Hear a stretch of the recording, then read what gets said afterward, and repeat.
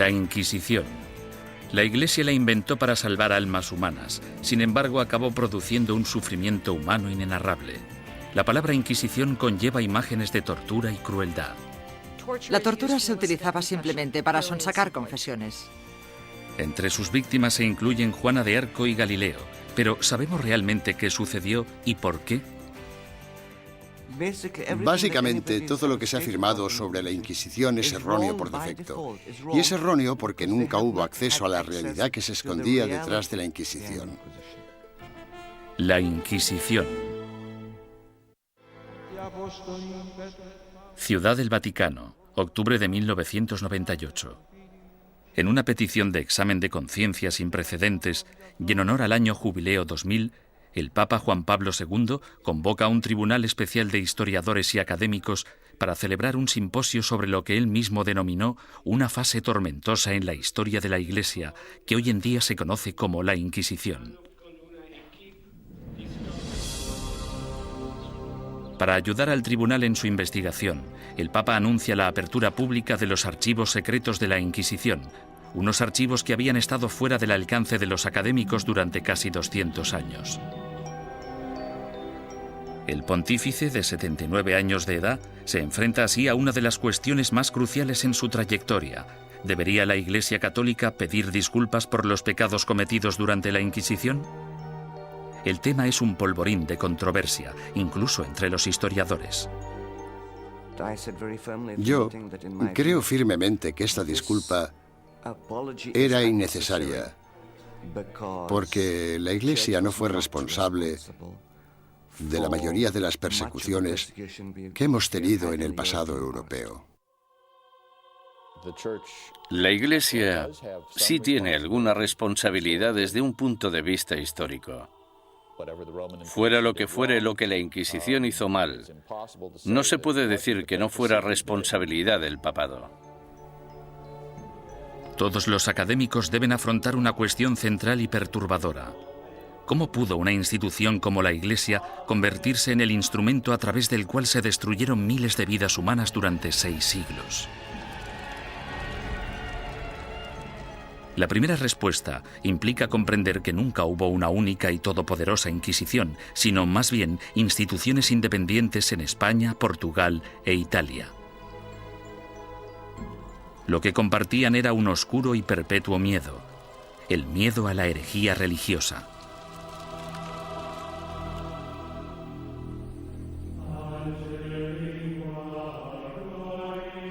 Año 1100 después de Cristo. El corazón de la Alta Edad Media. Una frágil alianza de reinos y provincias, conocida como el Sacro Imperio Romano, ocupa gran parte de lo que hoy conocemos como la Europa moderna. Tras la conversión del emperador Constantino al cristianismo y durante casi 800 años, la religión considerada antaño como una secta insurgente se convirtió en la única fe legal, penetrando en todos los niveles de la vida personal, social y política.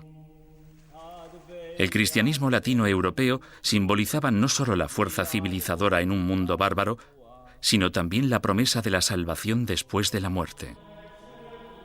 El clero y los ciudadanos vivían temerosos del duro juicio de Dios. Con todo, seguía habiendo disidentes que se atrevían a desafiar la sagrada doctrina cristiana. La Iglesia tachó a estos rebeldes de pecadores o herejes. El estar equivocado en relación al dogma de la Iglesia no te hace hereje porque existen muchos dogmas religiosos. Lo que te convierte en hereje es que las autoridades eclesiásticas te informen de que no estás en lo cierto e insistir en tus convicciones ante esa autoridad.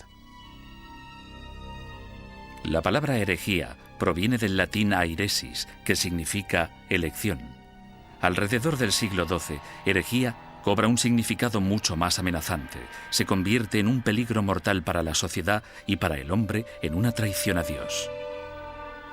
Según el derecho civil, los criminales acusados de traición serán castigados con la muerte y sus bienes serán confiscados.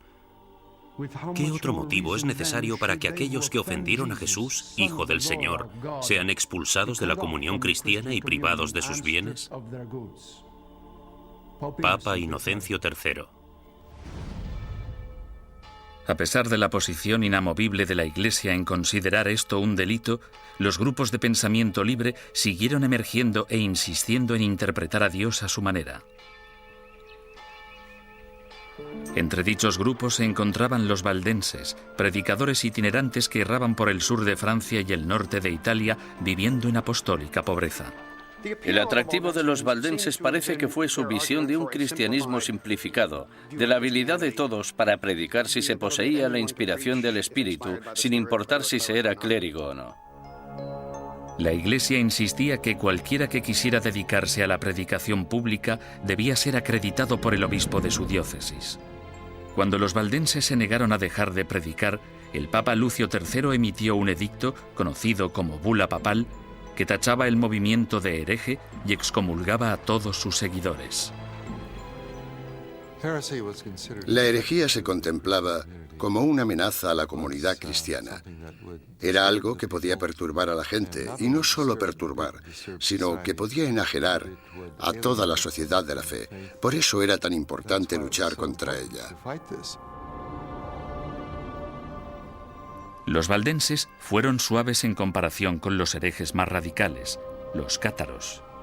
Los cátaros veían su fe como la única verdadera y se mostraban completamente hostiles ante la Iglesia establecida, a la que consideraban perniciosa. Los cátaros llamaban a sus sacerdotes perfecti o buenos cristianos. Comprometidos con una vida de estricta abstinencia, los sacerdotes no podían mentir, blasfemar, comer carne ni mantener relaciones sexuales. Acusaban a la Iglesia organizada de abusar cada vez más de su poder clerical. La austeridad de los perfecti cátaros parecía, en comparación, sumamente atractiva. En ese sentido, era una vergüenza para la Iglesia que existiera un grupo capaz de vivir realmente de acuerdo con la fe de Cristo y sus apóstoles, mientras que los abogados y administradores de la Iglesia vivían como grandes príncipes. Alrededor del siglo XIII, Europa era un foco de herejía. Al sur de Francia floreció el catarismo. La tensión aumentó hasta que una conspiración cátara asesinó a un representante papal que predicaba en la región del Languedoc en el año 1208. Ultrajado, el Papa Inocencio III reclamó una nueva cruzada en contra de los herejes. Lo que hizo fue básicamente pedir a la nobleza del norte de Francia que se trasladara al sur del país y que convenciera a los nobles de la región, que no perseguían al movimiento cátaro, de que lo hicieran y que propiciaran las condiciones adecuadas para erradicar a los cátaros del mundo rural. El Papa denomina esta guerra santa contra sus semejantes cristianos la Cruzada Albigense, en honor a la catedral francesa de la ciudad de Albi. Las atrocidades que cometieron sus cruzados del norte se convirtieron en legendarias. Los perfecti cátaros, fácilmente identificables por sus atuendos negros, eran asesinados en el acto.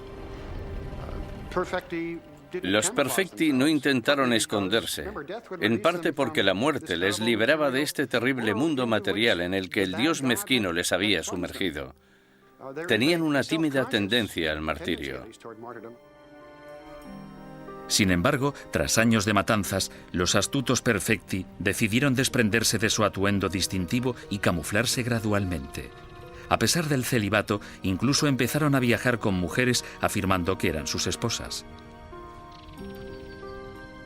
El Papa Inocencio III volvía a enfrentarse al mismo rompecabezas del principio. El objetivo de la Iglesia era esparcir la salvación y un hereje muerto solo era bueno para el diablo.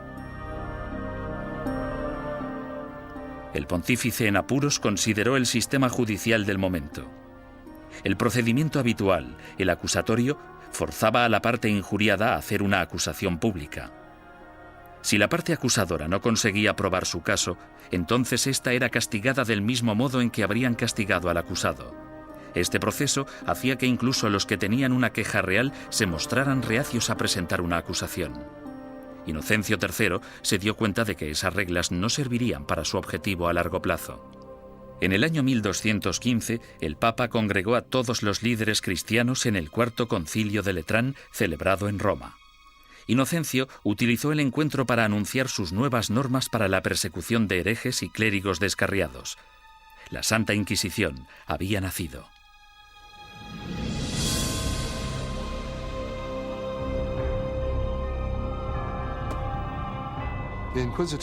El sistema de la Inquisición suponía una innovación maravillosa y se asemejaba bastante al Tribunal Popular de nuestro sistema, que emite una causa probable y una acusación.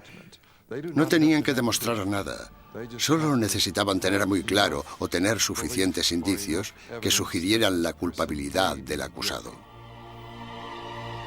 El proceso inquisitorial de Inocencio III daba la potestad al investigador de construir un caso completo, recogiendo a escondidas las opiniones de la gente de la comunidad. En 1231, el Papa Gregorio IX inicia un concurso público para el nombramiento de nuevos agentes especiales, llamados inquisidores de la depravación hereje. Es el amanecer de la Inquisición medieval, que empieza con una venganza. El objetivo de la Inquisición es acabar con la herejía, y acabar con la herejía significa acabar con los herejes.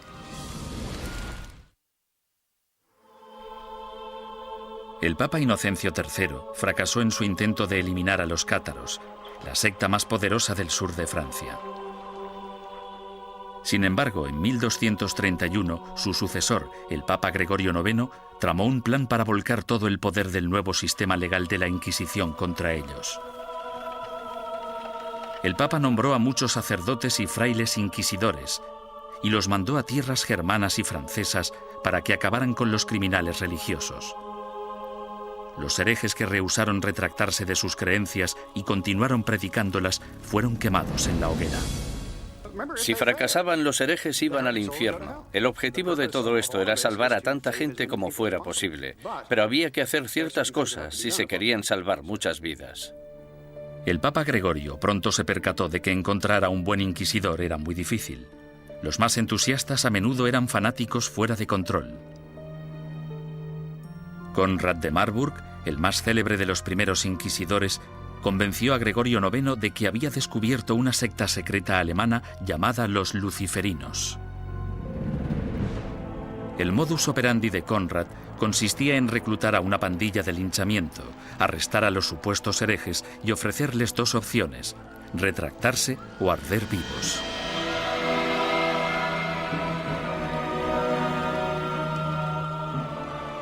Los historiadores descubrirían más adelante que los luciferinos fueron pura ficción, una invención obsesiva que Conrad creó para impresionar al Papa. El inquisidor papal del norte de Francia no era mejor. Un cátaro convertido de nombre Robert Le Boucre acorralaba a grupos de supuestos herejes y celebraba estrepitosos juicios públicos. En un suceso devastador, 183 cátaros fueron interrogados, sentenciados y quemados vivos en un solo día. Tras años de protesta por parte de los obispos franceses, el Papa finalmente se dio cuenta de que Robert era un extremista peligroso, por lo que le retiró de su cargo y lo encarceló. Había que hacer algo, y tenía que haber alguien mejor para hacerlo que estos individuos, devotos, aunque extremadamente incompetentes y peligrosos. Este fue el momento en el que Gregorio IX se fijó en los dominicanos. Fundada por Santo Domingo en 1216, la Orden Dominicana estaba capacitada para realizar el trabajo de inquisidor. Educados como teólogos, los dominicanos estaban habituados a la vida en la calle y a predicar contra la herejía. A mediados del siglo XII, Gregorio IX ordenó a 4 docenas de inquisidores dominicanos que buscaran y procesaran a los cátaros, los valdenses y a los demás grupos herejes. El pontífice anunció de forma oficial a sus obispos la llegada de los inquisidores a los burgos y pueblos de Francia, Italia, Alemania y España. Ordenamos que se les reciba amablemente y que se les trate con honor, dándoles buenos consejos, ayuda y apoyo, de tal modo que puedan realizar la tarea que les ha sido encomendada. En esta carta, Gregorio IX pedía a sus obispos mucho más que simple hospitalidad. En su búsqueda de herejes, los inquisidores papales necesitaban confiar en información interna, rumores y otras habladurías recogidas gracias a una red informal de clérigos informadores que trabajaban como espías.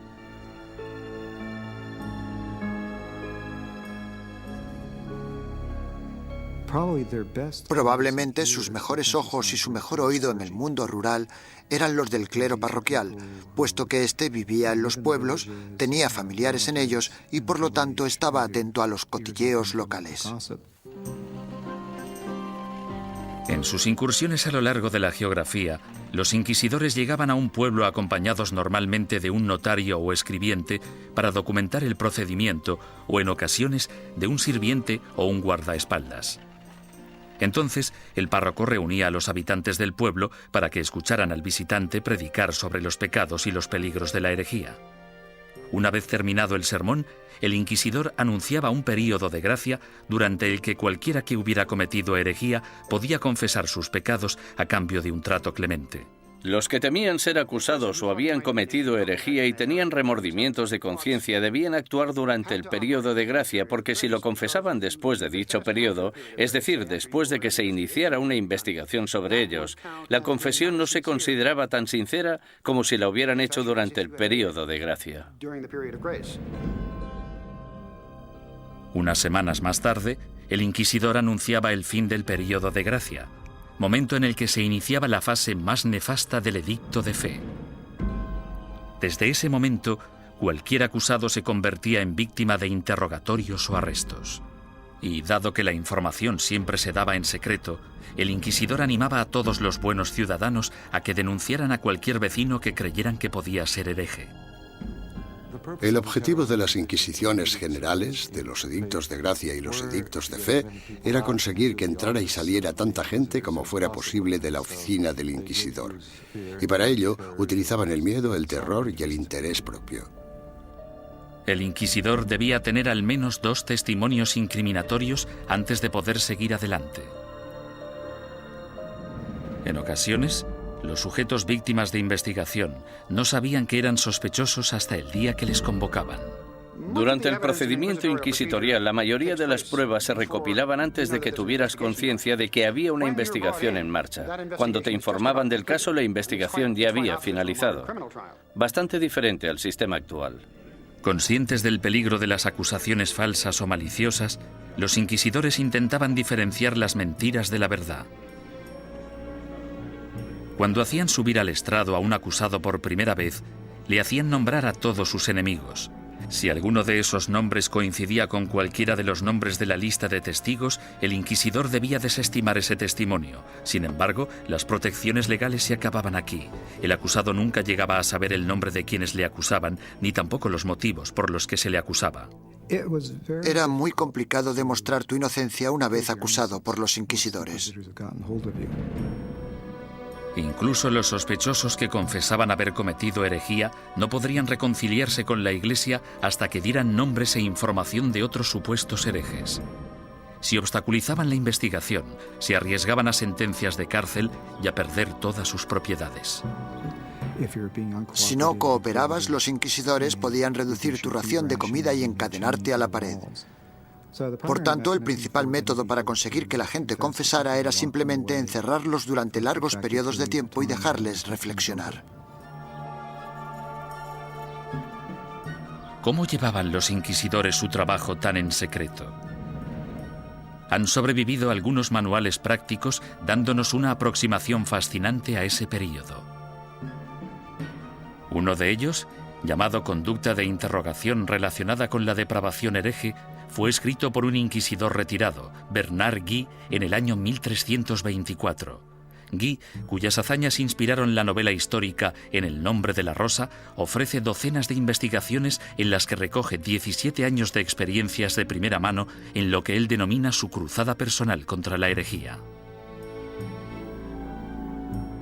El objetivo de la Inquisición es acabar con la herejía. Y para acabar con la herejía, debemos acabar con los herejes. Bernard Guy, 1324. Los inquisidores se consideraban realmente una organización de combate. Eran bastante conscientes de que existían herejes y simpatizantes por todas partes y estaban muy motivados para deshacerse de ellos. En 1376, el inquisidor Nicolás Aymeric de Aragón escribió el libro Directorium Inquisitorium. En él, Describía la tenacidad y el compromiso que debía tener un inquisidor de los siglos XIV y XV, e incluso incluyó una lista práctica de trucos inteligentes utilizados para engañar a los sospechosos para que confesaran. Uno de los trucos que me asombró fue el de sentarse con una vitela pequeña en las rodillas y mirarla y comprobarla mientras la persona da su testimonio. Luego, en algún punto dices, no, lo que estás diciendo no puede ser verdad. Está clarísimo que no me estás diciendo la verdad. Y entonces el sospechoso, sometido al interrogatorio, piensa que lo que tienes es la declaración de otra persona cuando en realidad solo tienes una vitela en blanco.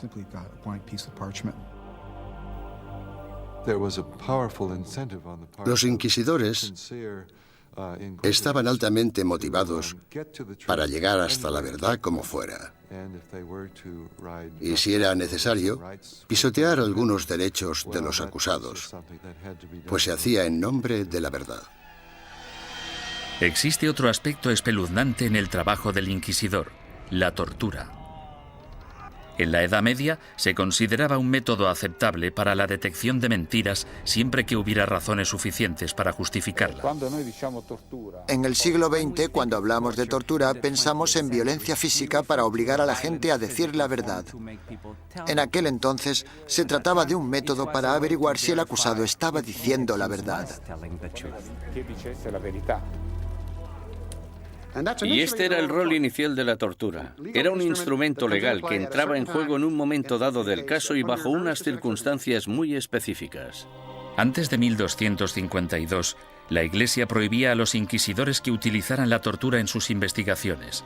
Pero tras el asesinato del inquisidor Pedro Mártir en Lombardía a manos de los cátaros, el Papa Inocencio IV abrió la veda y dejó que métodos antiquísimos, en especial la tortura, entraran en la lucha contra la herejía.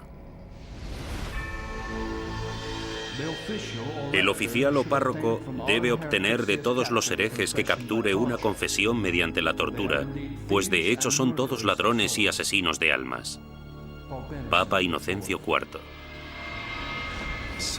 Por lo tanto, la tortura no fue algo inventado por los inquisidores. En este caso, solo seguían los dictámenes de la ley. La tortura se destinaba a dos tipos de prisioneros: los que se negaban a retractarse y los que parecían saber más de lo que contaban. Los inquisidores escogían la técnica de la tortura, pero dejaban el trabajo en manos de torturadores profesionales, expertos en causar dolor. Para empezar, debían describir la tortura a la persona. Luego debían mostrar los instrumentos de la tortura al acusado. Y tras dar 3 o 4 pasos como estos, el acusado sufría alguno de esos métodos de tortura. Sin embargo, dicho acusado podía decir en cualquier momento: ya he tenido suficiente. La estrapada era uno de los métodos de tortura más populares en la Edad Media y el Renacimiento. Las manos del acusado se le ataban a la espalda y a una cuerda que se colgaba de una viga en el techo. En algunas ocasiones se añadían pesos en los pies de la víctima. Una vez izado, se bajaba al prisionero y se le volvía a levantar de un tirón o se le sacudía violentamente. Los atornilladores de piernas o las prensas de espinillas eran instrumentos mecánicamente más sofisticados para causar dolor. Con cada vuelta de tornillo, más aguda se volvía la presión sobre las piernas del prisionero. En medio de toda esta mutilación se encontraba el notario del inquisidor, apuntando con esmero y fidelidad los acontecimientos de la sesión y listo para anotar la confesión tan pronto se produjera. El clero justificaba todo esto como un acto de benevolencia. Al fin y al cabo, si la tortura llevaba a la confesión, el injuriador podía finalmente reconciliarse con Dios y recibir la salvación. Si la confesión se realizaba durante la tortura, el proceso consistía en liberar al acusado de los instrumentos de tortura y permitir que se recuperara. Luego se le repetía la pregunta para comprobar si el acusado solo se había dejado llevar por el miedo al dolor o si realmente había dicho la verdad. Con todas esas técnicas a su disposición, no resulta sorprendente que los inquisidores fueran convincentes en casi un 90% de los casos. ¿Podía la herejía estar realmente tan extendida? ¿O eran los inquisidores los que utilizaban su poder para asustar a la gente y obligarles a hacer confesiones falsas? En mi opinión, uno de los mayores problemas a la hora de trabajar con los informes de la Inquisición es determinar hasta qué punto podemos creer nada de lo que está escrito en ellos, porque los inquisidores, si querían, podían hacer confesar casi todo a cualquiera. Aunque para los culpables de herejía, lo más temido era el día del juicio. No podías hacer nada para huir de ellos, porque estaban obligados a ejecutarte. Durante los siglos XIII y XIV, los inquisidores papales siguieron su camino por el sur de Europa, recogiendo acusaciones e investigaciones de herejes. Estos sacerdotes se veían como soldados de primera línea de Dios, en guerra por la salvación de las almas, pero dejaban atrás un campo de batalla repleto de bajas. La Inquisición asustaba a los ciudadanos y les obligaba a traicionar a sus amigos y vecinos, destruyendo familias y convirtiendo comunidades pacíficas en una fábrica de mentiras y sospechas. A lo largo y ancho del Sacro Imperio Romano y de los reinos y principados de Europa, los ciudadanos esperaban el sermo generalis o el juicio del proceso inquisitorio. Los castigos o penitencias iban desde el azotamiento público al encarcelamiento o a los trabajos forzados. A menudo se obligaba a los convictos a llevar ropa distintiva para hacer pública su vergüenza. Lo habitual es que llevaran una cruz amarilla en sus ropas, una en la parte delantera y otra en la espalda, y tenían que llevarlas siempre que salieran a la calle. No podían ocultarlas con nada, y si se caían se suponía que debían reponerlas. Los que iban marcados con la cruz amarilla se convertían en parias de la comunidad, pero su destino era clemente comparado con las penitencias que sufrían los herejes reincidentes, es decir, los que se retractaban y luego volvían a sus viejas costumbres. Su castigo era la ejecución. El derecho canónico, sin embargo, prohibía a los miembros del clero participar en cualquier juicio de sangre, por lo que los inquisidores entregaban a los herejes condenados a las autoridades civiles. Los inquisidores derramaban algunas lágrimas de cocodrilo y decían algunas palabras con la esperanza de que las autoridades civiles mostraran clemencia con esa gente. Sin embargo, su mayor deseo era que los condenaran a la hoguera. Cuando la Inquisición entregue a los culpables de herejía al poder civil, el magistrado de la ciudad deberá hacerse cargo de ellos en el acto y, en un periodo máximo de 5 días, deberá ejecutar las leyes hechas contra ellos. Papa Inocencio IV, 1252. Una vez completado el juicio Sermo Generalis, las autoridades laicas escoltaban a los condenados hasta un emplazamiento alejado de las calles de la ciudad. Allí los ataban a estacas de madera apuntaladas sobre toneladas de leña. Los inquisidores nunca acudían a estas ejecuciones. Se te permitía hacer la última confesión a un sacerdote si lo deseabas. Sin embargo, puesto que estabas bajo la custodia del poder laico, no podías hacer nada para escaparte de ellos porque estaban obligados a ejecutarte. Quemar en la hoguera es una de las sentencias de muerte más horribles que se puedan imaginar. Las llamas podían tardar horas en consumir por completo al condenado. Si la víctima estaba de suerte o sus familiares eran suficientemente influyentes, entre la leña se colocaba mucha madera húmeda para que generara mucho humo. La muerte por asfixia era preferible a la agonía de quemarse vivo.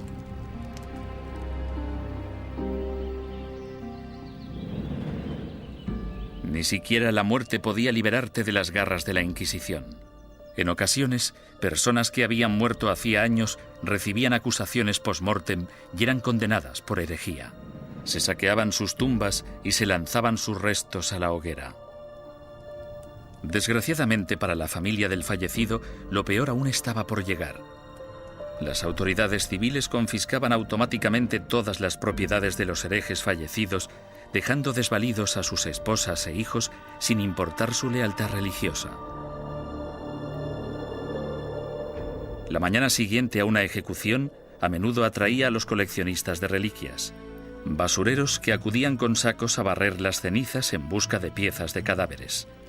En la mayoría de los casos no se trataba ni de necrófagos ni de locos, Normalmente eran los que creían que aquellos que morían ejecutados eran mártires y merecían ser venerados.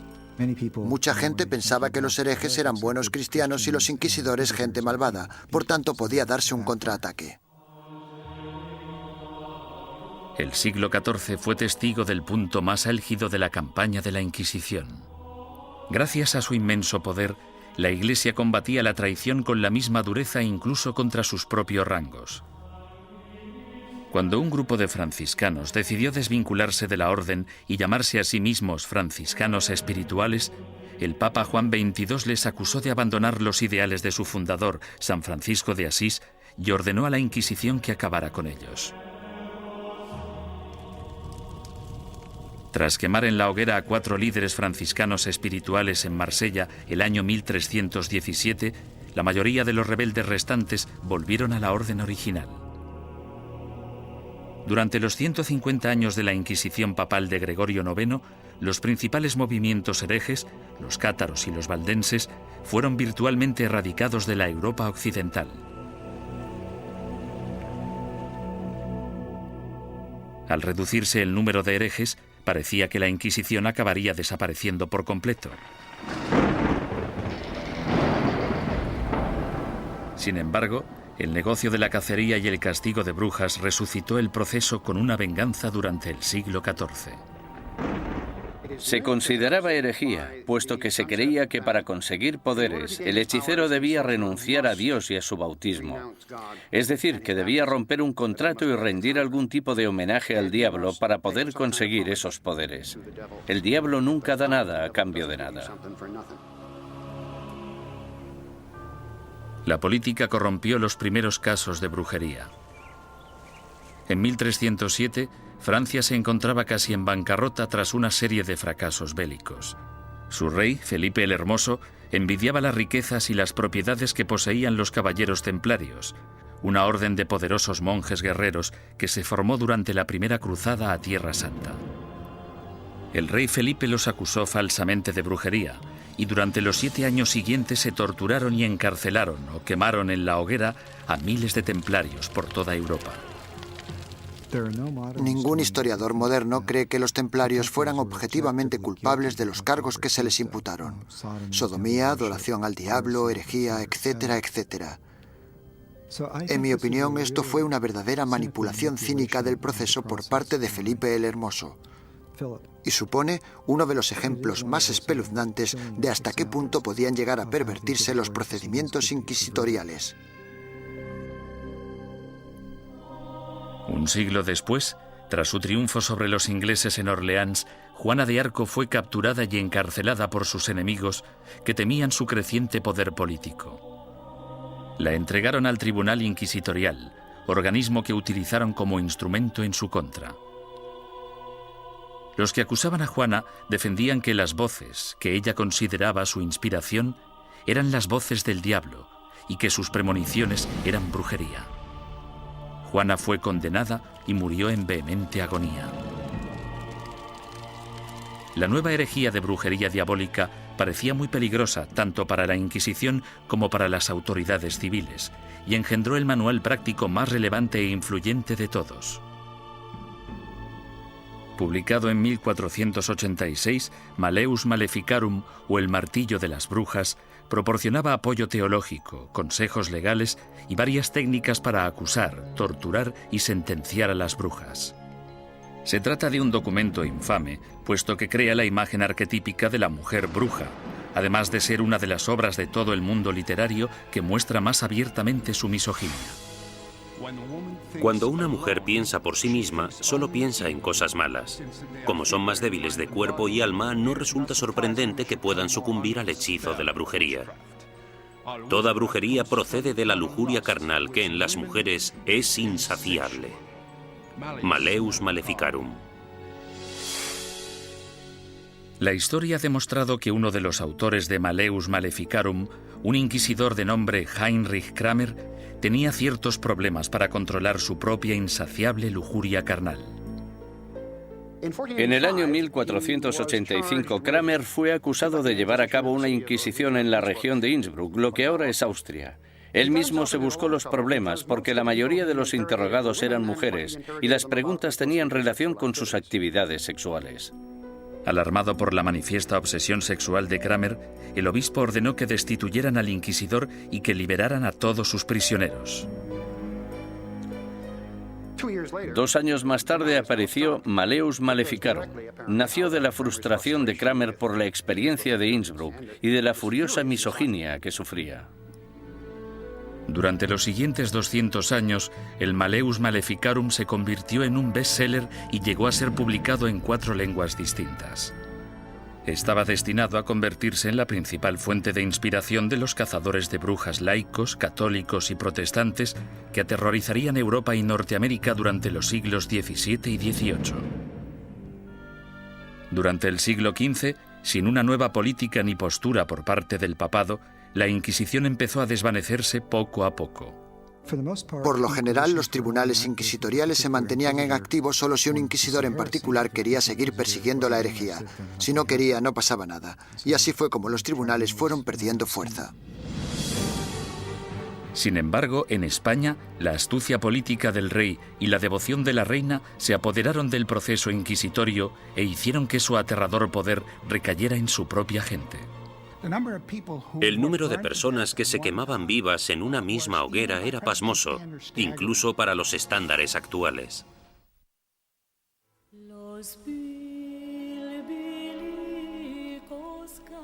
La situación de los judíos europeos durante el período medieval siempre fue desesperada.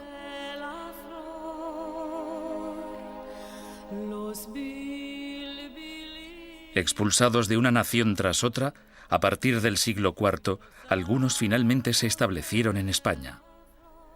Prosperaron viviendo y trabajando en relativa armonía tanto con musulmanes como con cristianos. Pero a finales del siglo XIV, una serie de problemas económicos y levantamientos sociales despertaron antiguos prejuicios. En las décadas de 1380 y 1390, amotinamientos en contra de los judíos provocaron el incendio de sinagogas y el asesinato de miles de judíos. La solución de las autoridades españolas fue expulsar del país a todos los judíos que no se convirtieran al cristianismo. Muchos decidieron marcharse, otros, sin embargo, hartos de una persecución sin fin, optaron por abandonar la religión de sus antepasados para poder quedarse en España. La conversión en masa de los judíos el año 1391 en España es casi única en la historia judía. En muy pocas ocasiones se había conseguido que tantos judíos se convirtieran al mismo tiempo junto con sus rabinos y sus riquezas. Esto redujo en gran número la población de judíos en España. Debido, al menos en parte, a su antigua ética cultural de escolarización y esfuerzo continuo, estos nuevos cristianos, llamados conversos, prosperaron durante las décadas siguientes. Como judíos habría sido ilegal que realizaran ciertos trabajos o que ocuparan ciertas posiciones en el gobierno. Sin embargo, como cristianos las posibilidades abundaban. Desde los inicios de la historia de la conversión de los judíos, tenemos a conversos obispos, conversos ministros, conversos líderes financieros. Tenemos conversos ocupando las más importantes posiciones de la sociedad cristiana, porque esa era la ventaja de convertirse. Y fue precisamente esto lo que pudo originar las objeciones de los otros cristianos, que recelaban de la creciente relevancia de esa gente que anteriormente había sido judía.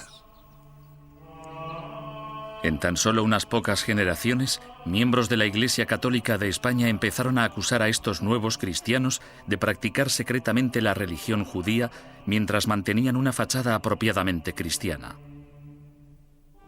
Este fenómeno judaizante era en parte verdad, puesto que algunos conversos, aunque se autoproclamaban cristianos, mantenían costumbres que habían heredado de sus antecesores. La dimensión de la llamada actividad judaizante era más de carácter cultural que religiosa. En otras palabras, realizaban ciertas cosas que sus padres y sus abuelos habían hecho y en las que no veían nada particularmente malo, como encender velas el sábado. Muchos de ellos creían que encender velas el sábado no tenía nada inherentemente conflictivo con el catolicismo.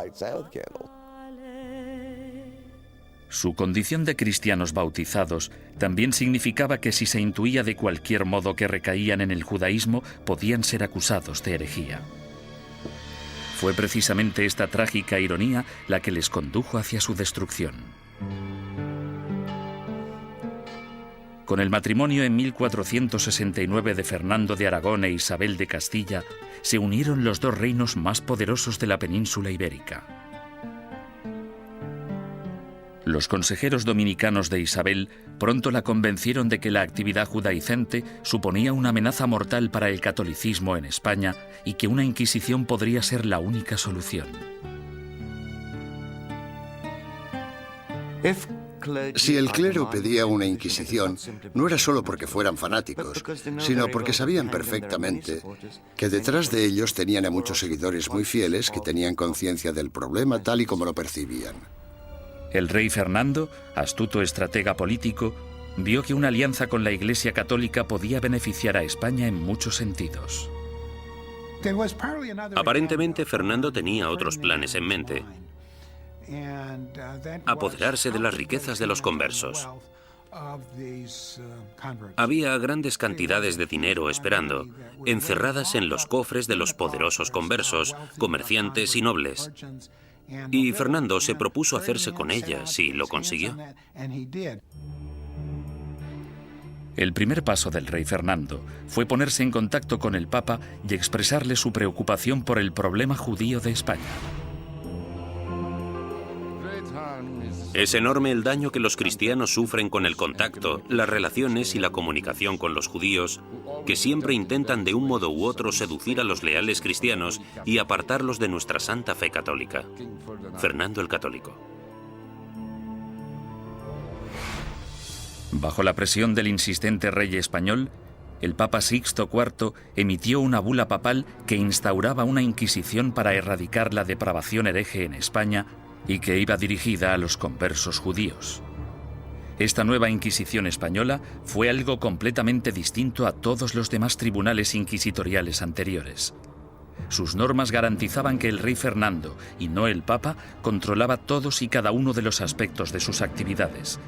El tribunal de mayor grado, llamado la Suprema, consistía en 6 o 7 hombres nombrados personalmente por el rey. Solo un miembro, el inquisidor general, era nombrado oficialmente por el Papa, y aún así, este tenía que haber sido nombrado antes por Fernando. Aunque os guste el título de inquisidor, somos yo y la reina quienes os hemos nombrado y sin nuestro apoyo muy poco podéis llevar a cabo. Rey Fernando. Esto significa que el Estado empieza ya en la Inquisición española a tener cierto poder de control sobre la institución. Esto no era así en la Edad Media. El 6 de febrero de 1481 se celebró el primer auto de fe en Sevilla. En este acto, que se convertiría en el símbolo de la Inquisición española, un centenar de hombres y mujeres conversos fueron acusados de practicar secretamente la religión judía y juzgados ante la Iglesia. 6 de ellos pagaron el más alto precio. Fueron quemados en la hoguera. En mitad del auto siempre se celebraba una ceremonia. Los dominicanos elegían a sus mejores oradores, los que tenían la voz más fuerte, y en ocasiones los sermones duraban media hora, 1, 2 horas. Los participantes eran despojados de toda dignidad. Se les afeitaba la cabeza, desnudaban a las mujeres y a los hombres, se afeitaba la barba a los hombres. En España, la virilidad de un hombre residía en su barba, por lo que afeitarla resultaba muy desagradable. La idea de la ceremonia era humillar a los penitentes y mostrar a la congregación cuál era el castigo por cometer herejía. Incluso los que no habían recibido mucha educación o no estaban interesados en las sutilezas teológicas, ni muy seguros de los credos y las plegarias que recitaban, sabían perfectamente qué sucedía en cada momento en un auto de fe. Era un espectáculo aterrador cuyo objetivo era poner unos límites en la mente de las personas sobre lo que podían decir, pensar y creer.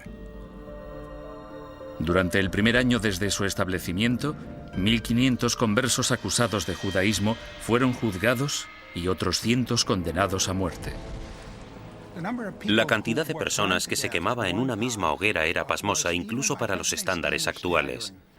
Se quemaron 28 personas de una sola vez, en otra ocasión 70 personas, y en el mayor auto jamás celebrado se quemaron 109 personas en una misma hoguera. A diferencia de los herejes medievales que se atrevían a predicar sus ideas en público, el judaísmo secreto era, por definición, una actividad clandestina que se llevaba a cabo a puerta cerrada. Los vecinos podían decir que habían visto a un individuo leer un libro que probablemente era judío solo por el hecho de ver a alguien mirando un libro pequeño, que podría ser el libro de las horas. O podían decir que habían oído a alguien cuchichear una plegaria que seguro que era judía. Por tanto, encender velas, darse un baño, lavar la ropa, tratar, preparar y comer carne en día de pescado, como podían ser los viernes o los miércoles, podía causarte grandes problemas si tus vecinos se percataban y tenías mala relación con ellos.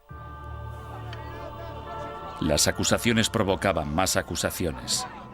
Algunos conversos se delataban a sí mismos con la esperanza de limpiar su historial y frustrar así el ataque de sus enemigos. Sin embargo, solo se podía conseguir una penitencia clemente si se hacía una confesión completa, y eso significaba dar los nombres de compañeros herejes. La única forma de escapar de todo eso era escoger nombres de otras personas de la comunidad. Esto recuerda mucho a los Estados Unidos de los años 50 y al pánico rojo que provocó la creación del Comité sobre Actividades Antiamericanas. Fue aquí donde se produjeron tantas tragedias.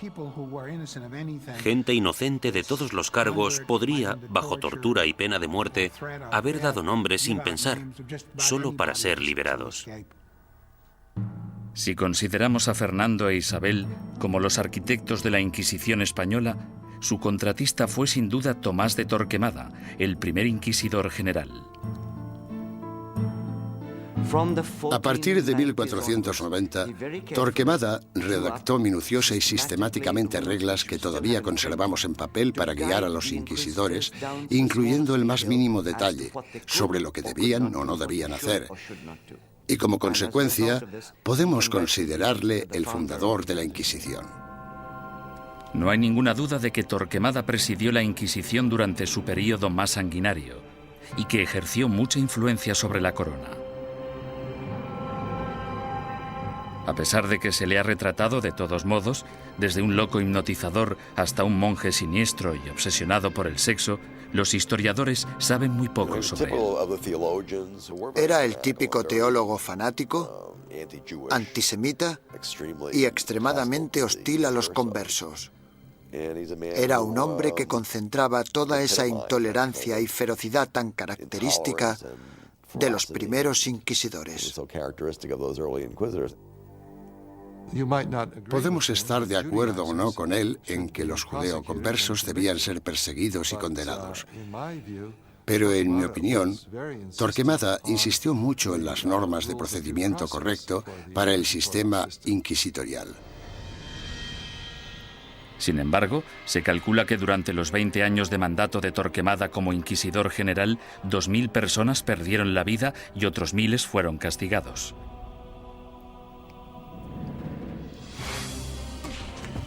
A ello se le sumó un alocado complot de asesinato que selló el destino de los judeoconversos españoles y aseguró el papel de la Inquisición en España durante los siguientes 200 años. Los judíos no ganaban nada convirtiéndose. La situación social no cambió en ningún sentido. Solo podía empeorar para la gente de origen judío.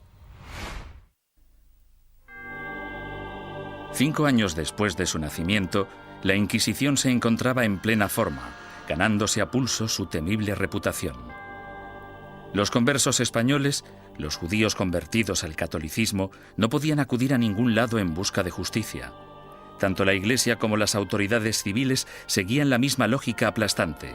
Todos los conversos que rehuían la Inquisición eran, por defecto, culpables. Todos los que daban el paso y se delataban a sí mismos eran, puesto que lo admitían, culpables. Y todos aquellos que eran juzgados y condenados eran, evidentemente, culpables. Los procedimientos interinos del Tribunal de la Inquisición se mantenían en privado y los informes se protegían cuidadosamente, incluso de la corona. Cuando la Inquisición española arrestaba a alguien, esa persona simplemente desaparecía en la cárcel hasta que la Inquisición acababa con ella. Los familiares y amigos quedaban a la espera, llenos de preocupación y sin poder ayudar. Los españoles convirtieron este hecho en un verdadero fetiche, el secreto. Me refiero a que este era uno de sus principios fundamentales, la creencia de que el prestigio de la institución dependía en gran medida de la capacidad de mantener intacto el secretismo. Para los acusados, la naturaleza surrealista y casi arbitraria del proceso generaba terror. No existía ningún juicio. Eran más bien audiencias tras las que el prisionero volvía a su celda. Después de todo el sufrimiento, que podía prolongarse durante semanas o meses, el acusado podía no llegar a saber los crímenes de que se le acusaba. Se le exigía constantemente, a veces bajo amenazas de muerte, que confesara. El acusado tenía que inventar explicaciones sin saber la naturaleza de la denuncia que se había interpuesto contra él. Y esto, a menudo, llevaba al encarcelamiento masivo de prisioneros que se negaban a confesar, porque creían que no tenían nada que confesar, y probablemente tenían razón. El 15 de septiembre de 1485, algunos conversos furiosos decidieron tomarse la justicia por su mano. Como inquisidor, Pedro Arbués se arrodilló delante del altar de la Catedral de Zaragoza. 8 asesinos le atacaron con cuchillos.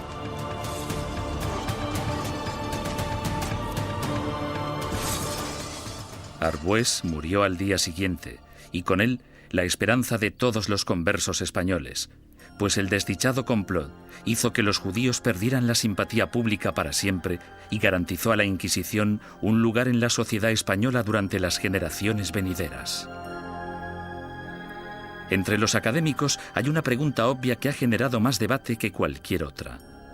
¿Practicaban realmente los conversos el judaísmo en secreto o fueron simplemente cabezas de turco de la intolerancia?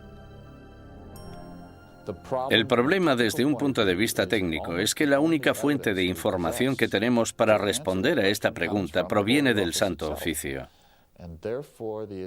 En consecuencia, el tema a tratar es, ¿debemos creer totalmente en los hermanos del Santo Oficio que investigaron a los conversos? ¿O debemos pensar que fue básicamente un fraude, una gran exageración basada en falsos testimonios? A petición del inquisidor general Torquemada, en marzo de 1492, el rey Fernando emitió otro edicto de expulsión. Se daba a los judíos 4 meses para aceptar el bautismo o abandonar España. Durante los meses siguientes, casi la mitad de la población judía de España, unas 40.000 personas, abandonó el país. Los demás se quedaron y se convirtieron al cristianismo. Simplemente cayeron en la misma trampa que habían tendido a sus antepasados judíos hacía 100 años. Por tanto, los judíos no ganaban nada convirtiéndose. La situación social no cambió en ningún sentido. Solo podía ir a peor para la gente de origen judío. No lloréis a vuestra partida, pues vosotros tenéis que beber vuestra propia muerte de un sorbo, mientras que nosotros tenemos que quedar atrás, entre esta gente malvada, recibiendo la muerte de ellos cada día. Juan de León, judío español converso. En 1499, la orden de expulsión se amplía para incluir a todos los musulmanes no convertidos de España. Durante los casi 25 años siguientes, una serie de rebeliones, expulsiones y bautismos forzados generan otra clase social de nuevos conversos al cristianismo, los moriscos. Lo que tenemos aquí es el mismo escenario que el de los conversos. Un grupo de gente que pertenecía a otra cultura y a otra religión y que ahora eran teóricamente cristianos. Esta era una situación hecha a medida que la Inquisición utilizó para apartar a los musulmanes y hacerles practicar el cristianismo. Las persecuciones de moriscos se triplicaron durante los siguientes 100 años. Sin embargo, estos no pudieron o no quisieron adaptarse. Finalmente, en 1609, las autoridades españolas decidieron que los moriscos eran imposibles de convertir y los expulsó a todos. El odio por la Inquisición española era tan intenso entre los musulmanes como entre los judíos. En su intento de conservar el catolicismo como la única religión de España, la Inquisición española encarceló a ciudadanos inocentes, confiscó propiedades, destruyó familias y mandó a miles de personas a la muerte. Lo que no utilizó muy a menudo, según los historiadores, es lo que la ha hecho tan famosa: la tortura. Una de las cosas que se han podido afirmar con seguridad gracias al reciente estudio de la Inquisición es que la tortura se utilizó en muy pocas ocasiones en dicha institución. La tortura se utilizaba única y exclusivamente para sonsacar la confesión, y una vez se había conseguido, la tortura cesaba. Los inquisidores se enfurecían si sus subordinados torturaban a individuos demasiado viejos, demasiado enfermos, leprosos o supuestos enfermos mentales. Tampoco querían que se torturara a niños. Pero no importa la poca frecuencia de uso, la Inquisición tenía reglas concisas sobre cómo ejercer la tortura. A los prisioneros, ya fueran mujeres u hombres, se les desnudaba. Solo se les cubría sus partes íntimas. No todo el clero de entonces practicaba el celibato, y todos los que lo practicaban no eran capaces de contemplar una escena de estas características una y otra vez sin sentir el más mínimo arrebato de sadismo o satisfacción sexual. Decir que esto podía prolongarse durante siglos es no comprender en absoluto la naturaleza de la sexualidad humana. La garrucha, versión modernizada de la estrapada medieval, se convirtió en el método de tortura más común. El potro, probablemente el instrumento de tortura más famoso de todos, también era muy efectivo, aunque tenía algunos inconvenientes. Su uso no podía prolongarse porque una de las reglas vitales de la tortura era que la Inquisición no podía derramar sangre. Si se vertía una gota de sangre, la tortura debía suspenderse. La toca, o tortura con agua, se convirtió en la favorita de los inquisidores españoles. Durante el terrible sufrimiento, la boca del prisionero se mantenía abierta a la fuerza y se introducía una pieza de ropa por la garganta. Luego se vertía agua por la garganta, de modo que la pieza de ropa quedaba empapada y provocaba al prisionero violentos espasmos. Durante la Inquisición española, la tortura no podía aplicarse más de 3 veces y nunca durante más de 15 minutos. Las afirmaciones que hacían los prisioneros no eran legales, a no ser que las ratificaran 24 horas después, lejos de la sala de tortura. Hubo inquisidores que rompieron las reglas, aunque lo hicieron por ignorancia, más que por malicia. El buen juez debe hacer caso omiso de los gritos, lloros, suspiros, temblores o del dolor del acusado. Y toda tortura debe realizarse con tal cuidado que el acusado no se vuelva loco, ni quede herido, lesionado ni indebidamente angustiado. J. Damunder, testigo ocular de las torturas. Se les pedía que siguieran las normas del libro, eso era todo. Yo no he encontrado, sinceramente, demasiados indicios de que se rompieran dichas normas. Me refiero a que tal vez estaban más dispuestos a seguir los procedimientos que los policías de hoy en día. La Inquisición española realizó algunas innovaciones en el área del castigo. La cruz amarilla que llevaban los herejes medievales en sus vestimentas evolucionó hasta un atuendo llamado San Benito. Estas ropas debían vestirse en el juicio conocido como el auto de fe o acto de fe, y luego por encima de la ropa de calle mientras durara la penitencia. La gente que iba por la calle era objetivo de todo tipo de comentarios sarcásticos. Los niños les tiraban piedras, todo esto hacía muy difícil poder ganarse la vida. Ni tan siquiera la muerte liberaba al hereje de la vergüenza. El hábito con el que se enterraba al difunto se colgaba en la parroquia del lugar para recordar a todo el mundo en la ciudad que esa persona y su familia estaban relacionados con la herejía. Muerte y humillación no eran los únicos escollos de la Inquisición. Uno de sus castigos más temidos era convertirse en esclavo en las galeras españolas. Se cree que este castigo fue invención del mismísimo rey Fernando. No tenía nada que ver con la religión, la herejía ni cualquier otra cosa.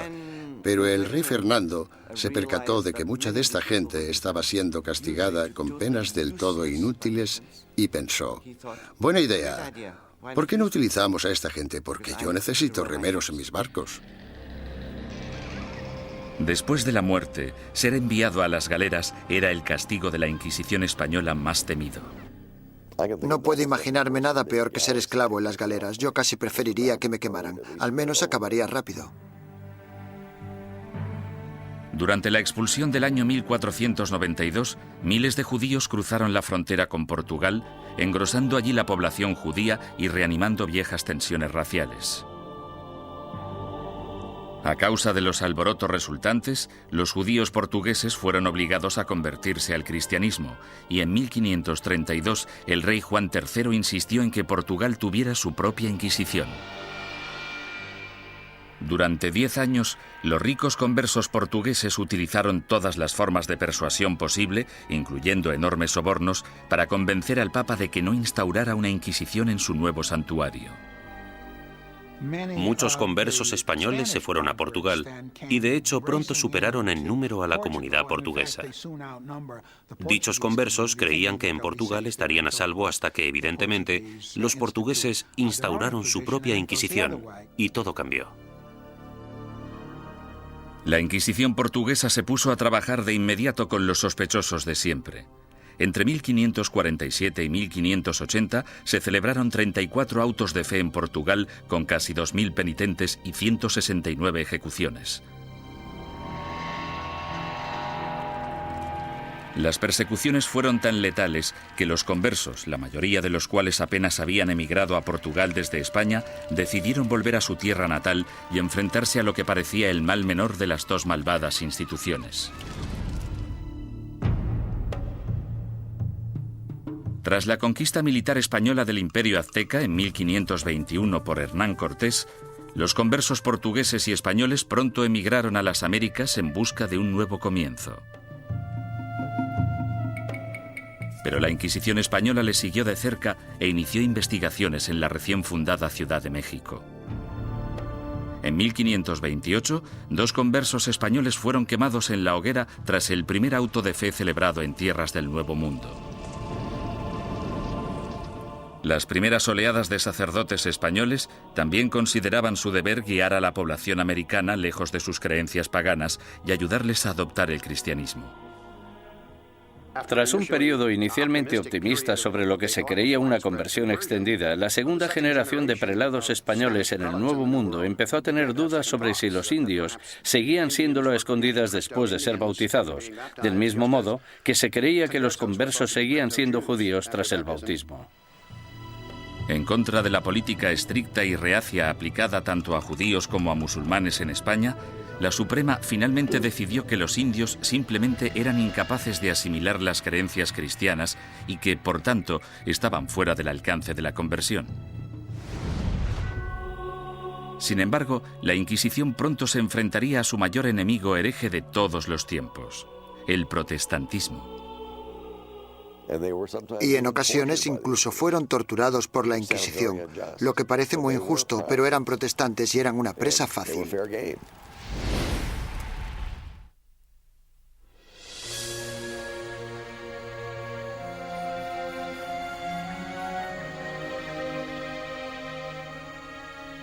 Al mismo tiempo que las inquisiciones española y portuguesa arremataban su azote contra los musulmanes y los judíos herejes, otra amenaza apareció en escena. En 1517, un sacerdote alemán llamado Martín Lutero dejó su famoso tratado, las 95 tesis, a las puertas de la iglesia de Wittenberg. Se trataba de un ataque acerbo a la Iglesia católica. ¿No es cierto que bajo el vasto cielo no existe nada más corrupto, más pestilente y más odioso que la corte de Roma? La que una vez tuvo las llaves del cielo, ahora es una especie de boca abierta hacia el infierno. Martín Lutero. La carismática protesta de Lutero evolucionó hasta convertirse en una auténtica revolución religiosa. El movimiento de la Reforma sacudió a toda Europa. Alrededor del año 1550, las coronas de Dinamarca, Noruega, Suecia y Finlandia ya se habían acogido a la nueva religión llamada protestantismo. El Papa estaba furioso. La forma en la que se contemplaba desde Estados Unidos la amenaza soviética de los años 50 y 60 sería muy parecida a la forma en la que Roma en aquel entonces contemplaba la amenaza protestante. Con sus ajetreados puertos y su extensa red europea de comercio, era solo cuestión de tiempo que las ideas protestantes empezaran a viajar hacia la España católica. En 1577, dos grupos independientes de adinerados protestantes convertidos fueron descubiertos y arrestados en Sevilla y en Valladolid. Estos arrestos de finales de 1550 fueron terribles para la administración inquisitorial y para el gobierno real, puesto que muchos de los sospechosos ocupaban altos cargos en la burocracia gubernamental. El descubrimiento de dos organizaciones protestantes en dos de las mayores ciudades de España causó oleadas de pánico por todo el país católico. El rey español Carlos V, que había dedicado los últimos 30 años a la lucha contra el protestantismo en Alemania, exigió una purga rápida y despiadada. Su aliado en Roma, el Papa Pablo IV, volcó todo el poder de la Iglesia en el ataque contra el protestantismo y emitió una bula papal sin precedentes en la que permitía a la Santa Oficina Española ejecutar a los ofensores que cometían un crimen por primera vez e incluso a los que se arrepentían. Según mis conocimientos, esta es la única vez en toda la historia de las Inquisiciones española, romana o portuguesa en que los acusados, que por primera vez admitían estar arrepentidos de sus errores doctrinales, eran igualmente condenados a muerte. La fiebre del antiprotestantismo llegó a todas las grandes ciudades de España. Fueron quemados en la hoguera sacerdotes, monjas, soldados ingleses e incluso 3 niños que murieron junto con sus madres. En poco más de 3 años, tras el descubrimiento de protestantes en España, el protestantismo se había eliminado por completo. Nunca reaparecieron. España se caracteriza por no tener protestantes. El sangriento ataque a los protestantes entre los años 1559 y 1562 también marcó el punto más álgido de la ceremonia del auto de fe en términos de asistencia, pomposidad y pura teatralidad. Anticipándose a los juicios de cientos de protestantes herejes, el inquisidor general Fernando Valdés se propuso deliberadamente modernizar el auto de fe de forma grandilocuente. Los costes aumentaron astronómicamente. Llevaron al tribunal inquisitorial a la bancarrota, de modo que tuvieron que ir reduciendo miembros y empezaron a amontonar prisioneros para poder conseguir un auto realmente bueno y tener suficiente gente para quemar en las ceremonias. España eliminó sistemáticamente a todos los protestantes. Sin embargo, los inquisidores permanecieron alerta ante cualquier amenaza hereje del exterior. A lo largo del siglo XVI, los viajeros protestantes que venían a España, incluso dignatarios extranjeros, cayeron en las despiadadas garras de la Inquisición. La Inquisición arrestó a marineros y comerciantes extranjeros. En ocasiones incluso llegó a torturarlos, lo que es muy injusto, pero eran protestantes y eran una presa fácil.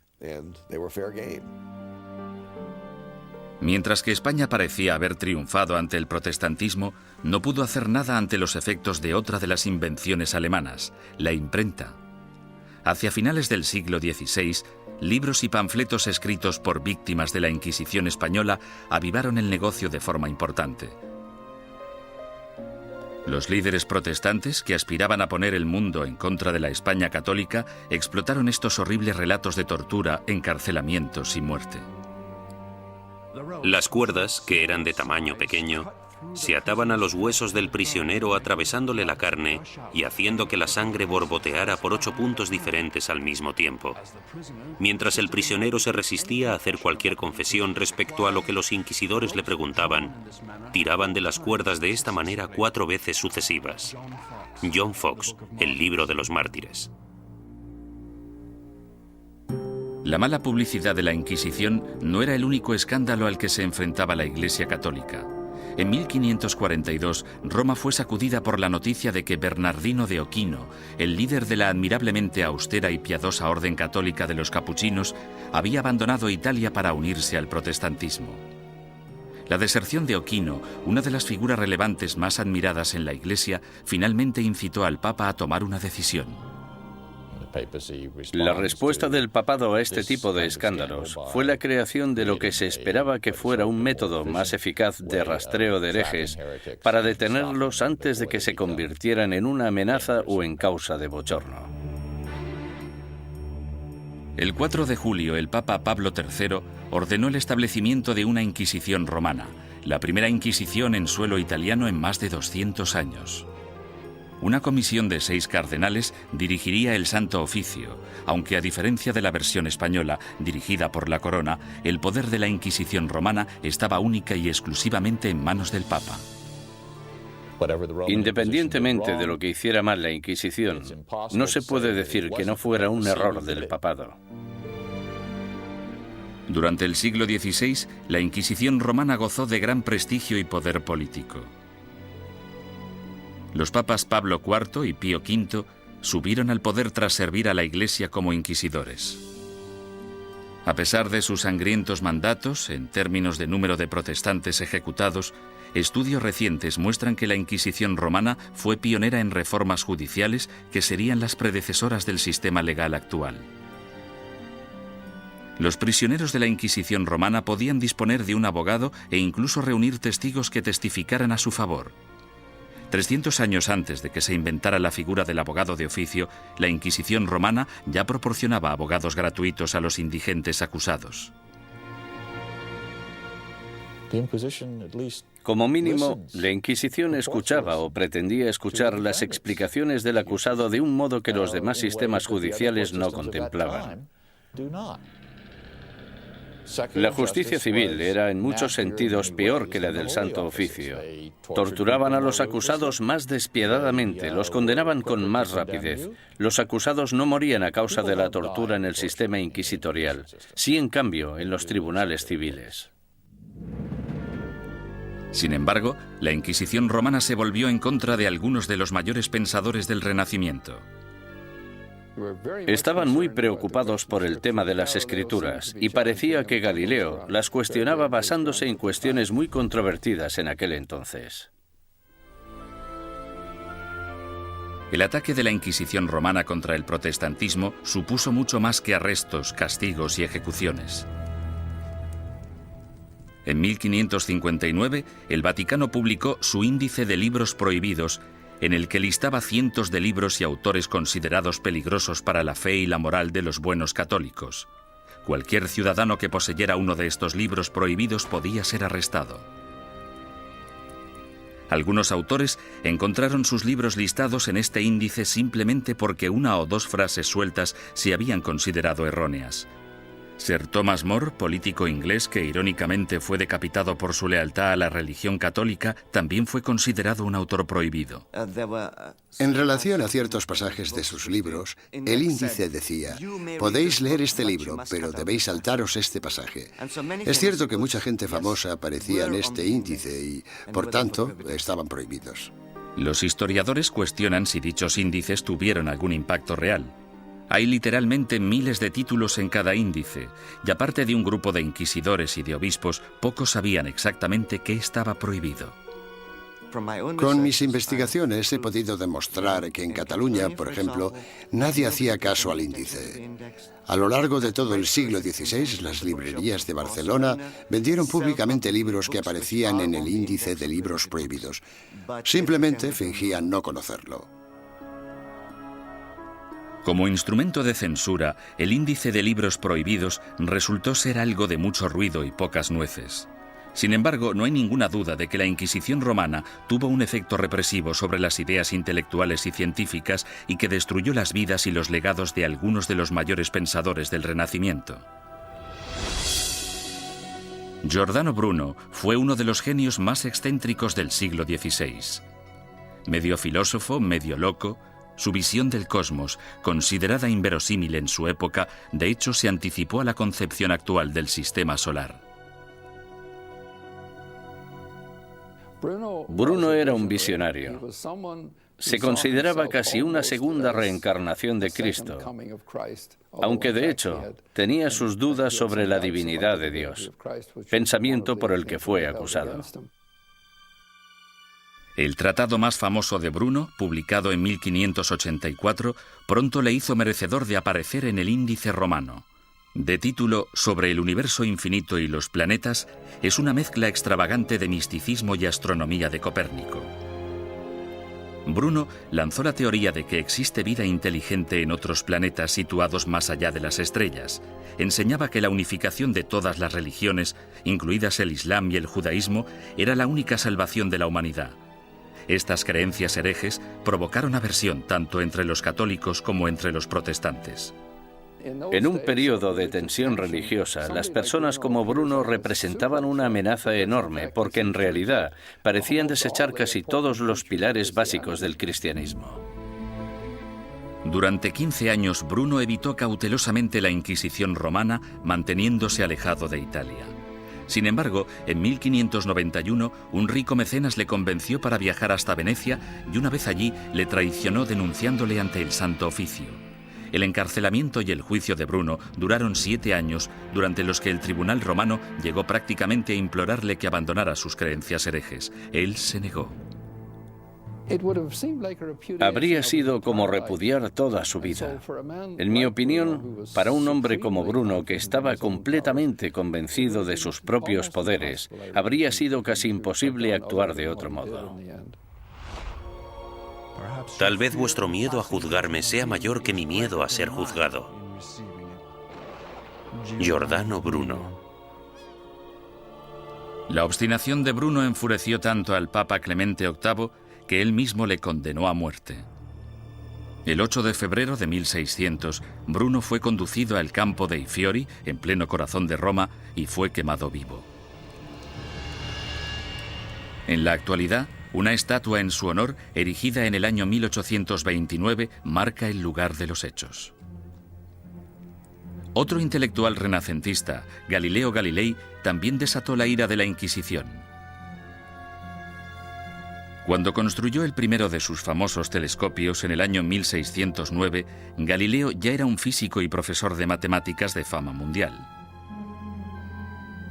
En 1613 publicó 2 libros más, Mensajero Celestial y Manchas Solares, en los que defendía la teoría de Copérnico, según la cual la Tierra no solo gira sobre sí misma, sino que además da una vuelta anual alrededor del Sol. Oficiales ultrajados de la Inquisición denunciaron las creencias de Galileo y citaron numerosos pasajes de las Santas Escrituras que describen la Tierra como centro estático del universo. A los cardenales no les preocupaba demasiado qué era lo que giraba alrededor de qué. Les preocupaba mucho el tema de las escrituras, y Galileo parece que las cuestionaba con ideas muy controvertidas para la época. Sin embargo, Galileo vuelve a cuestionar a la Iglesia y toma una decisión asombrosa. Durante años ha habido un debate tremendo, sobre todo durante el último siglo, sobre qué debería haber hecho Galileo. En 1616, Galileo evitó ser juzgado y castigado por la Inquisición romana cuando aceptó dejar de enseñar sus rompedoras teorías planetarias. Con todo, 16 años después, alentado por el hecho de que su viejo amigo y admirador, el cardenal Barberini, se convirtió en el Papa Urbano VIII, el célebre científico publicó un nuevo manifiesto en el que reforzaba sus antiguas ideas. En esta ocasión, Galileo no calculó bien sus pasos, pues no solo produjo pánico en la Inquisición, sino que también provocó la ira de su antiguo aliado, el Papa. En mi opinión fue ese factor, la aversión personal, la oposición personal del Papa, lo que en gran parte hizo que el Santo Oficio procediera como lo hizo. Tenía una gran influencia. Galileo fue acusado de herejía. En enero de 1633, tras redactar sus últimas voluntades y su testamento, el astrónomo de 68 años viajó a Roma para enfrentarse a la Inquisición. Le hicieron todo tipo de preguntas. ¿Cómo escribiste un libro como este? ¿Por qué? ¿No defiendes en él una visión que ha sido tachada de contraria a las Escrituras? Galileo siguió manteniendo su inocencia, lo que probablemente no fue una buena estrategia dadas las circunstancias del juicio. Tras 3 meses de interrogatorio por parte de la Inquisición, en los que le amenazaron con torturarle, llegaron a un acuerdo. A cambio de retirar las acusaciones más graves, Galileo admitiría haber cometido un error y se declararía culpable de la ofensa menor que suponía haber defendido públicamente el copernicismo. El 21 de junio de 1632, en una ceremonia pública celebrada en Roma, pronunciaron la sentencia de Galileo y éste se retractó de sus creencias científicas. Con un corazón honesto y una fe sincera, yo renuncio, maldigo y repudio los errores y las herejías mencionadas. Galileo Galilei. Durante años ha habido un debate tremendo, sobre todo durante el último siglo, sobre qué debería haber hecho Galileo. Es importante recordar que si se hubiera negado a renunciar, si no hubiera aceptado la oferta, si hubiera dicho no, sigo creyendo en el sistema de Copérnico, podrían haberle ejecutado. Es bastante sencillo decir 200 años después no. Tendría que haber tenido coraje y haberlos desafiado y haberse dejado quemar en la hoguera. Después de haberse retractado, el Papa sentenció a Galileo a un castigo sin precedentes, volver a Venecia y permanecer bajo arresto domiciliario por el resto de su vida.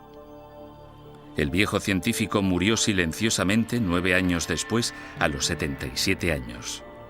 La leyenda afirma, sin embargo, que justo después de pronunciar su promesa forzada, Galileo susurró a un amigo: La Tierra se mueve a pesar de todo.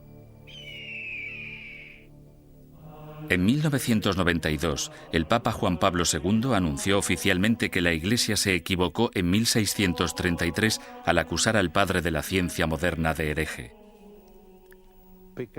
Es una lástima que no le escucharan, que no hubiera ningún teólogo en aquel momento capaz de entenderle. El error fue de los que juzgaron a Galileo.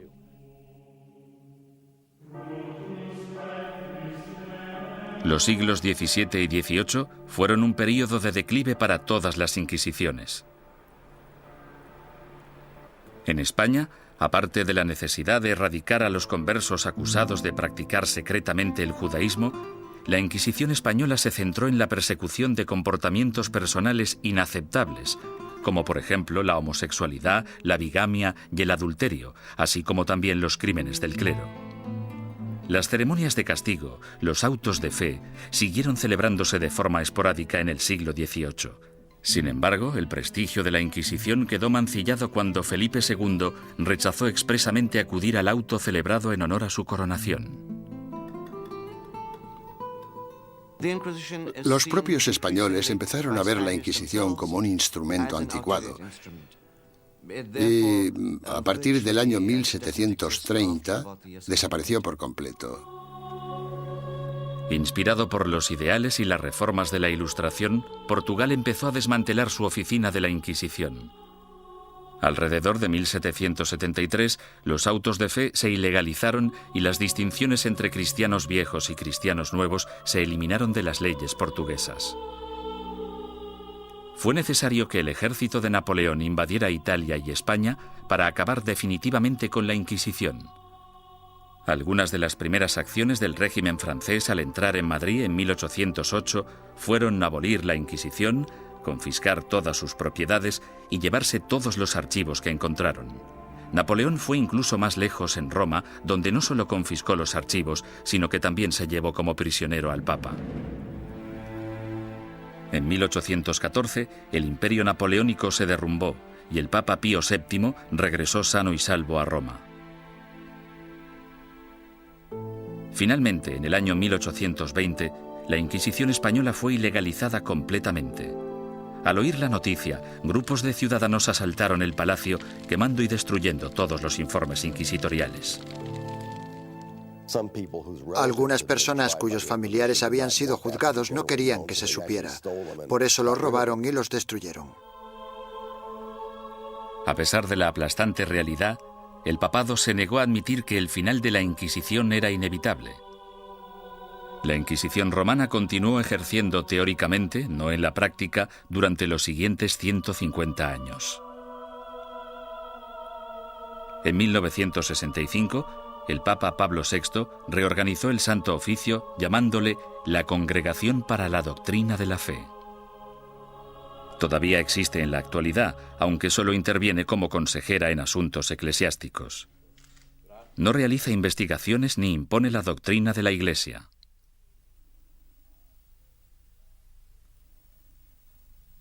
Desde la caída definitiva de la Inquisición, son incontables los mitos y testimonios inexactos que han surgido sobre su objetivo y sus prácticas.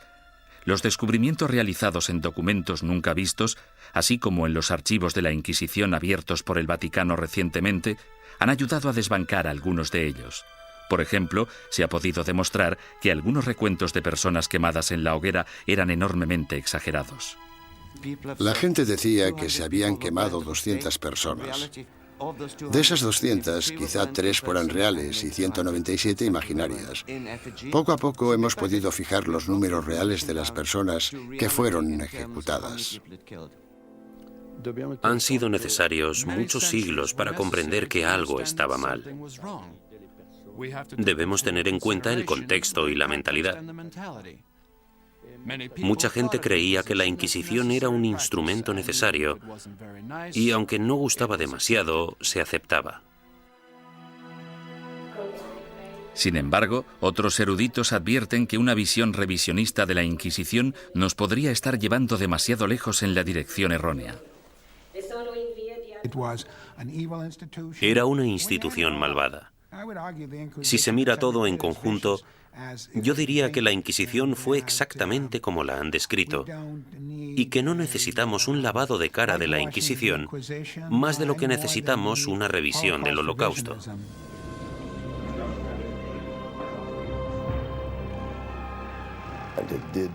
Torturó a gente, impuso fuertes castigos, quemó a personas. Había teólogos fanáticos en las Inquisiciones, había antisemitas en las Inquisiciones. Todo esto es innegable. Hay un hecho que la historia no puede negar. A pesar de que la Inquisición se concibió para el bien de la humanidad, acabó causando un dolor y un sufrimiento humano inenarrables.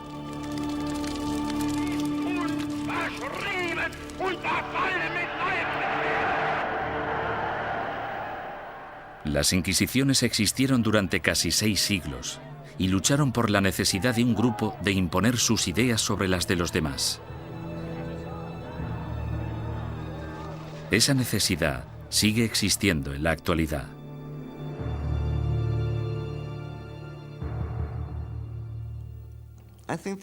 Creo que la lección que debemos aprender de la Inquisición es que no debemos verla como algo único.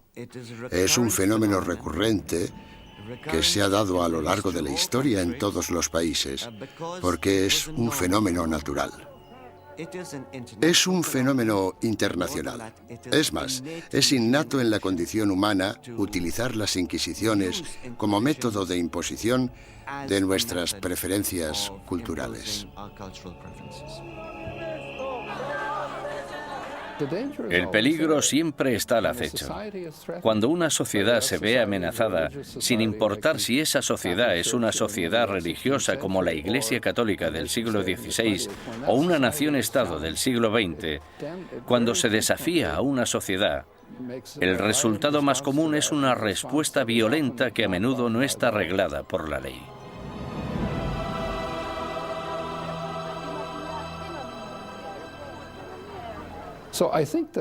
Por lo tanto, creo que esta reacción ante la amenaza es tan antigua como la humanidad y, sin duda alguna, perdurará en el futuro.